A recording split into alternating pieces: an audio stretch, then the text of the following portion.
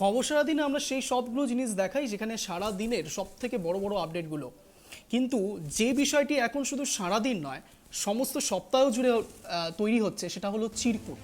অর্থাৎ চিরকুট দিয়ে সেই সময়তে তৎকালীন বাম আমলে চাকরি পাওয়া, এই বিষয় নিয়ে উদয়ন গুহ কিন্তু পুরোপুরি বিস্ফোরক। শুধু তাই নয়, বিস্ফোরণেই শেষ নয়, তারপরেও তার বাবাকেও সরাসরি আক্রমণ করে তিনি বলেন সেই সময়তেও দুর্নীতি হতো। আর কি কি বলেছেন উদয়ন গুহ একবার শোনাবো। আমার বাবা 3টে দপ্তরের লোককে চাকরি দিয়েছেন, ছেলে পেলে প্রচুর আছে দিনাটা কুচবিহার বা রাজ্যের। তার মধ্যে এক সময় তিনি কেপিএস এ প্রচুর লোক ঢুকিয়েছেন, পিএইচই তে লোক নিয়েছিলেন, মাইনর ইরিগেশনে ছিলেন, সেখানে লোক ঢুকিয়েছিলেন।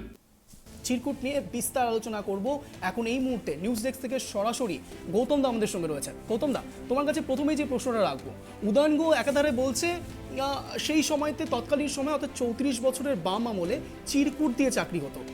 যদিও এই ব্যাখ্যাটাকে সমস্তভাবে ফেলে দেওয়া সত্যি কতটা ঠিক হবে সেটা তো সময় সাপেক্ষ, কিন্তু এই সময়তে 2011-র পর থেকে যে শাসনকাল চলছে তারপরে যে ভুরি ভুরি দুর্নীতি বেরোচ্ছে, সেই ঘটনা আর বাম আমলের ঘটনাটাকে কিভাবে তুমি প্রেক্ষাপটে বিচার করবে? দেখো অঞ্জন, প্রথমেই তোমাকে আমি যেটা বলবো যে দেখো, উদয়ন গুহ যে মন্তব্যটা করেছেন যে বাম আমল, অর্থাৎ বাম আমল বলতে বুঝিয়েছেন যে তার বাবা কমল গুহ, যিনি কৃষিমন্ত্রী ছিলেন এবং অন্যান্য দপ্তরেরও মন্ত্রী ছিলেন এবং ফরওয়ার্ড ব্লকের একজন শীর্ষ নেতা ছিলেন, বামফ্রন্ট সরকারের আমলে গুরুত্বপূর্ণ মন্ত্রী এবং শীর্ষ নেতা। তিনি উদয়ন গুহ বলেছেন তার বাবার আমলে চিরকুট দিয়ে চাকরি হয়েছে। এবার আজকেও যেটা বারবার করে উদয়ন গুহ বলছেন যে তিনি তার মন্তব্য অনড়, অর্থাৎ তিনি যেটা বলছেন সেটা 100% সঠিক এবং 100% ঠিক। এবং তিনি এটাও দাবি করেছেন যে সব আমলেই এই ধরনের চাকরি হয়েছে। উনি উল্লেখ করেছেন 72 সাল থেকে 77, অর্থাৎ সিদ্ধার্থ শঙ্কর রায়ের আমল থেকে শুরু করে এবং 77 সাল থেকে 2010 পর্যন্ত 11 পর্যন্ত বাম আমল, সেই আমলও এবং এই আমলও, সব আমলেই চাকরি হয়েছে, এইভাবেই চাকরি হয়েছে। এই যে মন্তব্যটা সরাসরি খারিজ করে দিয়েছেন একেবারে ফিরহাদ হাকিম। আমি তোমার কাছে এই বিষয়ে আসবো। ফিরহাদ হাকিম ঠিক কি বলেছে সেটা তো পরবর্তীকালে আমরা শুনবই, কিন্তু এই বিষয়টিকে ব্যাখ্যা করে কিন্তু কুণাল ঘোষ সরাসরি গতকাল সাপোর্ট করেছেন। কি বলেছিলেন কুণাল ঘোষ একবার শোনাবো। দেখবেন যে সিপিএম এর পার্টি ফান্ড, তাতে মানে একজন কমরেডকে, হাজার হাজার কমরেডকে, লক্ষাধিক কমরেডকে যখন আর্থিকভাবে যে সুবিধাটা দেওয়া হচ্ছে সেটা আবার ঘুরিয়ে কোনো না কোনোভাবে পার্টিকে আর্থিকভাবে সহযোগিতা করেছে, কিছু ক্ষেত্রে পার্টির তহবিল পুষ্ট করেছে। ফলে সেগুলো নিয়ে তো নীতির প্রশ্ন 100 বার উঠবে এবং উদয়ন গুহর বক্তব্য সেটাকেই প্রমাণ করছে। দেখা গেল যে নজিরবিহীনভাবে রাজ্যে একসঙ্গে প্রায় 23,000 শিক্ষক শিক্ষিকাকে শোকজ করেছে মধ্যশিক্ষা পর্ষদ। দেখুন, 23,000 শিক্ষক শিক্ষিকাকে মধ্যশিক্ষা পর্ষদ শোকজ করেছেন কি করেননি সেই প্রসঙ্গে যাওয়ার আগে আমার একটা ছোট প্রশ্ন থাকবে যে এই 23,000 শিক্ষক শিক্ষিকা এরা কি লকডাউনের সময়, যখন স্কুল কলেজ দিনের পর দিন বন্ধ ছিল, যখন পরিযায়ী শ্রমিকরা, তখন মানে রাজ্য সরকার মরিয়া হয়ে পাশে দাঁড়াচ্ছে, বিভিন্ন ছোট ব্যবসায়ী বা বেসরকারি প্রতিষ্ঠানের যারা কাজ করেন তাদের কর্মচ্যুতি ঘটছে, কর্মসংকোচন হচ্ছে, বেতন ছাঁটাই হচ্ছে, তখন এই 23,000 যে শিক্ষক শিক্ষিকা তারা পুরো বেতনটা নিয়েছিলেন। তো তখন পুরো বেতন নেবেন, পুরো দস্তুর কাজ না করে রাজ্য সরকারের উদার মনোভাবটা নেবেন, তখন তো মনে হয়নি যে চারপাশে বেসরকারি ক্ষেত্রে যারা কাজ করছে, যারা অসংগঠিত ক্ষেত্রে কাজ করছে, তারা পর্যুদস্ত হয়ে গেছে, আমরা পুরো টাকা নেব না। তখন তো মনে হয়নি, সারা ভারতবর্ষে যা হয়নি মমতা বন্দ্যোপাধ্যায় সরকার লকডাউন চলাকালীন দীর্ঘকাল স্কুল কলেজ বন্ধ থাকার পরেও দিনের পর দিন বেতন দিয়েছেন যাদের, সেই শিক্ষক শিক্ষিকাদের একাংশ হঠাৎ রাজনৈতিক উদ্দেশ্য প্রণোদিতভাবে এই ধরনের কাজকর্ম করতে গেছেন। তো তাদেরকে শোকজ করা যদি হয়ে থাকে, সঠিক কাজ করা হয়েছে, কিন্তু সাপোর্ট করেছে। এবং কুণাল ঘোষ কিন্তু তিনি বলেওছেন যে উদয়ন গুহ যে বিষয়টি ব্যাখ্যা করেছে সেটা কোনো অংশেই ভুল নয়। যদিও বা কুণাল ঘোষের এই মন্তব্যের জেরে কতটা পরিমাণে পরবর্তীকালে ইম্প্যাক্ট পড়ে সেটা তো আমরা দেখবো, কিন্তু এই সময়তে দাঁড়িয়ে তৃণমূল কংগ্রেসে কিন্তু সরাসরি গোষ্ঠীকন্দল ধরা পড়ছে। গৌতম দা, কি বলবে?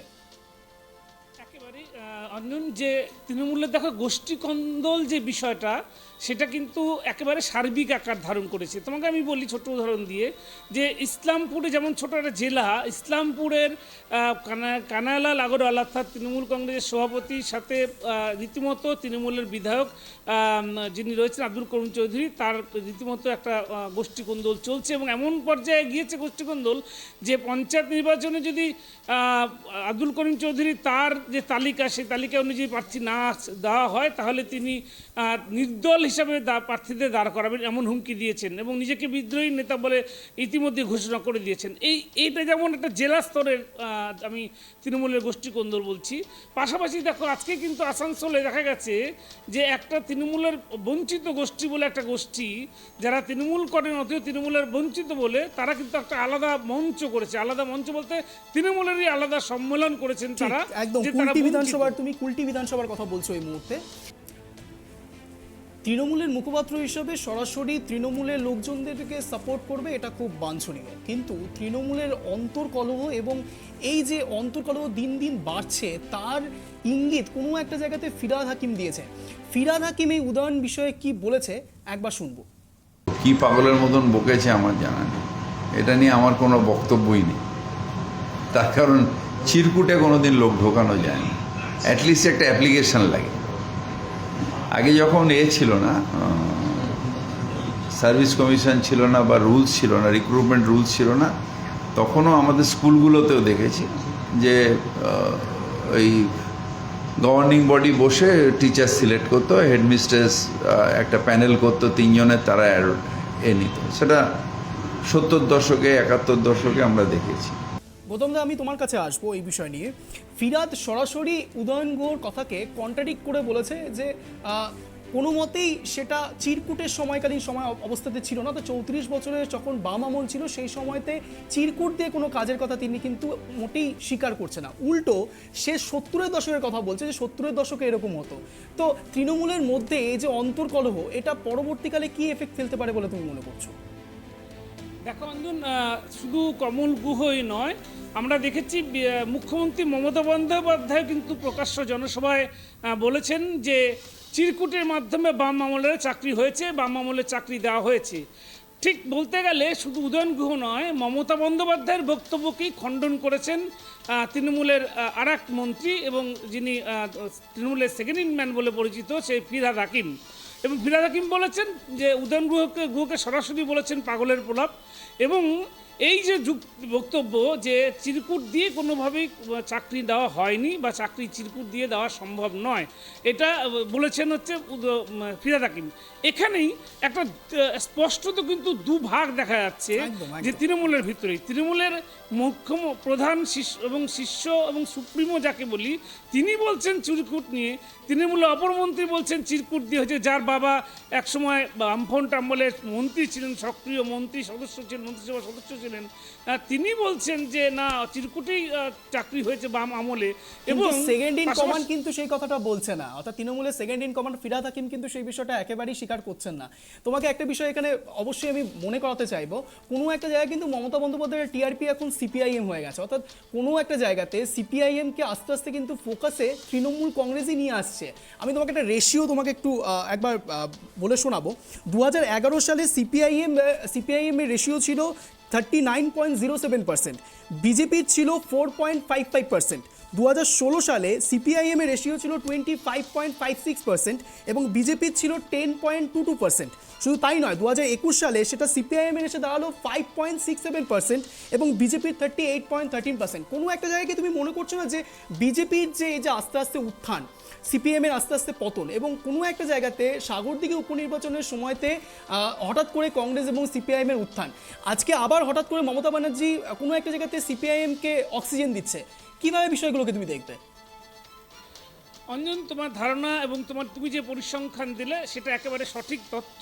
এই জন্যই যে আমরা কিন্তু এই যে বিষয়টা লক্ষ্য করছি যে ধীরে ধীরে এ রাজ্যে তৃণমূল কংগ্রেস শাসক দল, তারা কিন্তু বিজেপির চাইতে এখন প্রাধান্য দিতে চলেছে সিপিএম বা কংগ্রেসকে, বিশেষ করে সিপিএমকে। তুমি জানো সিপিএম এই রাজ্যে একসময় 34 বছর রাজত্ব করেছে এবং সেই সময় রাজত্ব করাতে চাকরিও হয়েছে, অনেক চাকরি হয়নি তা না।